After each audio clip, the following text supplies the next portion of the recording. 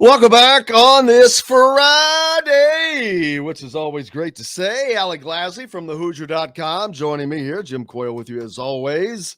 Not a lot going on as far as the AAU circuit. This is kind of a break for the All-Star part. The Indiana Kentucky All-Star Series really kind of kicks into gear. Now we've got today's the third, so there's a game on the fifth. I don't have that locked in my mind. Which one I think that might be the juniors. Yeah, that's the juniors. Which so I have to pull my schedule back out, but I know the juniors play the seniors. The juniors play the Kentucky juniors, and then of course the Kentucky Indiana games on the Friday and Saturday. Which is the 9th and 10th, I believe, at Owensboro, Kentucky, and Southport, Indiana High School. The juniors versus the seniors game, I believe, is at Mount Vernon, correct? Yep. And then the Kentucky juniors versus the Indiana juniors is at Bedford, North Lawrence. What day is that one? The which one are you talking about? Because the Kentucky and senior and Indiana juniors playing. I believe that's next Wednesday. I know there's something going on next Wednesday. I know they have something this weekend. But I know Xavier Booker, kind of the star and headline of that juniors team, isn't going to be playing in that one. He'll be at the Pangos All American Camp. So that kind of takes place when there's not a lot of AAU going on over the next 2 weeks. This All American Camp kind of takes place of that out west. Where it's basically kind of an All-American showcase for kind of the top 30 give or take players in the country there from a bunch of different classes. So he'll be down there participating in that. So he won't be in the All-American showcase or the All-Star showcase in Indy. So he's not going to be playing in any of the games? Not this weekend, because the Pangos All American Camp runs from this weekend to they have practice going on like today, tomorrow.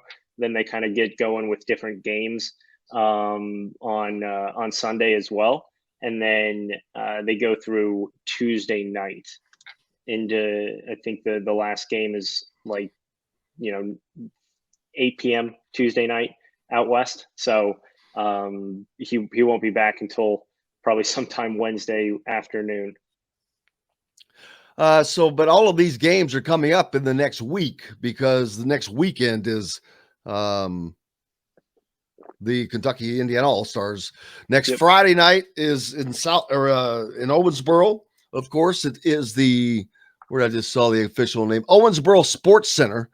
If you're going to head down there or over there, up there, wherever you might be, I know we've got people all over the place. So, a great chance to see those guys for some Southern Indiana. That's the great thing about this.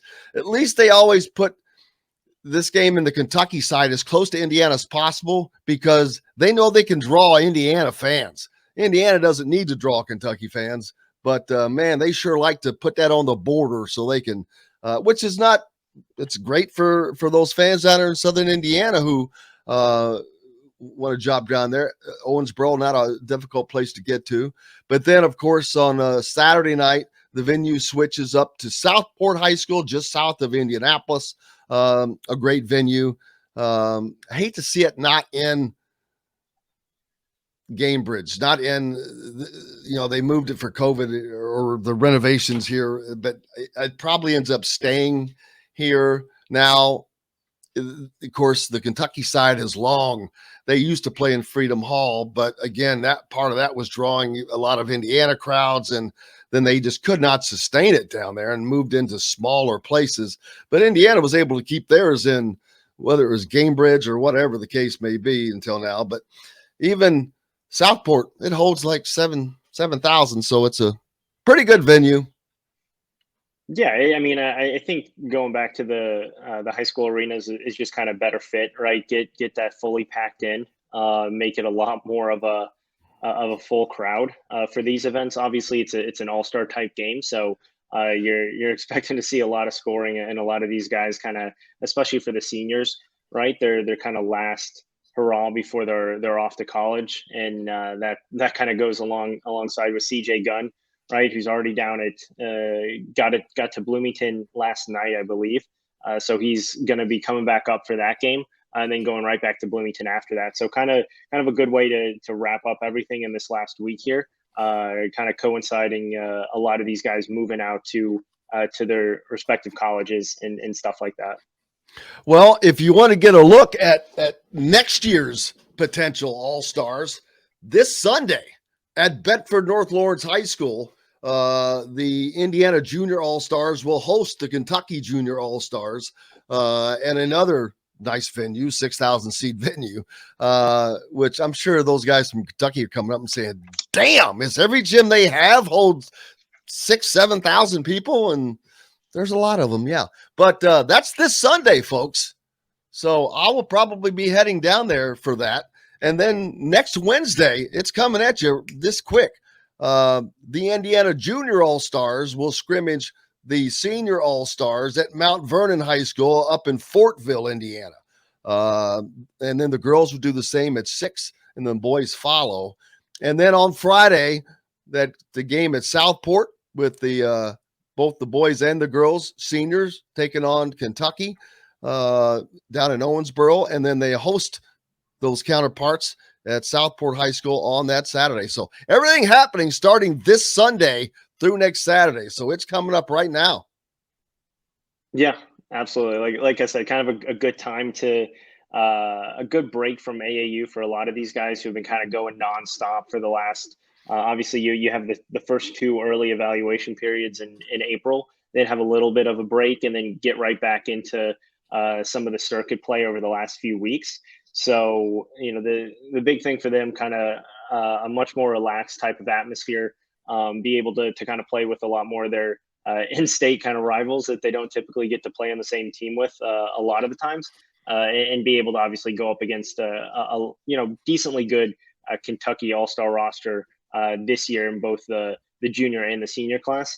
Obviously, we know Indiana's dominated this matchup from both the juniors and the senior level for most of the last 20-30 years here. So we'll see if Kentucky can get back on the scoreboard and get a win in their column. But this Indiana both junior and senior class just continues to look really, really good, really strong from top to bottom. So don't think it'll be this year, and probably won't be next year as well. But Kentucky is starting to produce some of that better talent over the last few years. So it should be at least a lot more competitive than I think the last couple seasons have been in this matchup.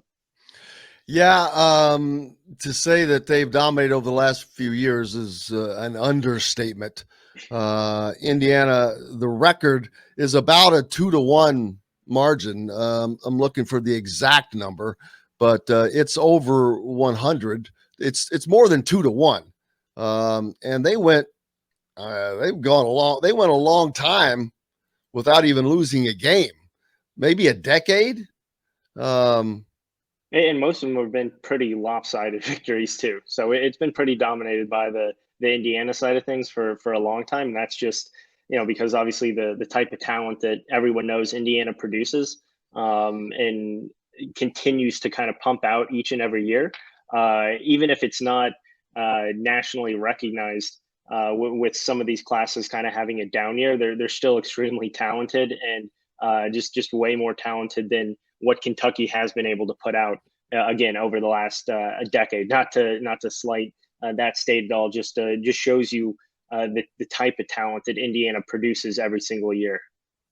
Yeah, and I think they take it very seriously. I think there's a level of pride because definitely more so than Kentucky has, and that's just because of the basketball aspect. Yeah, because Kentucky likes to talk about it, and it's not really all their talk really centers around the University of Kentucky, which is not a school that uses in home talent. They're a national recruiting team, so it's kind of funny, for Kentucky to make that they try to make that claim but when it comes to true down home basketball, there's no state like Indiana, and everybody knows that. And I think this series shows it. The dominance of this series shows it. I wish I had the exact number. I'm trying to. I thought that this would find it, but I'll get it in a minute. But I think it's like 101 or something to 42 thereabouts. That's substantial. I mean, that's just not.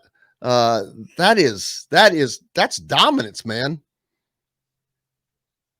Yeah, absolutely. It like like we said, not to beat a dead horse, but it's it looks like so. It was as of 2 years ago, I believe it was 100-44, the all-time series, in Yeah, obviously Indiana's favor.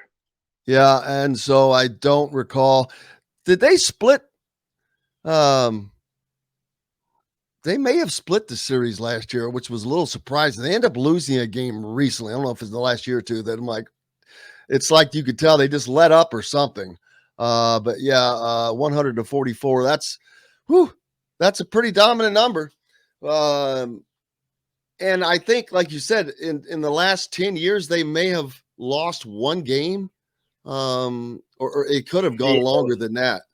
Yeah, it was they swept every series since '09, except for it looks like in 2017 they had one loss, which came in I think it was looks like double overtime. So uh, again, just shows you kind of the dominance that they've had in this series, and not many games being close. I think the majority of these games are 20-point wins for the Indiana side of things. So it'll be interesting because, like I said, Kentucky is developing a little bit more talent here over the last few seasons, or few classes, I should say. So it should be a lot more competitive, but at the same time, I still think these Indiana teams are just so far beyond the talent that Kentucky's able to produce from 1 to 13 on these rosters, that there's really no let up when anyone comes in for the Indiana side of things.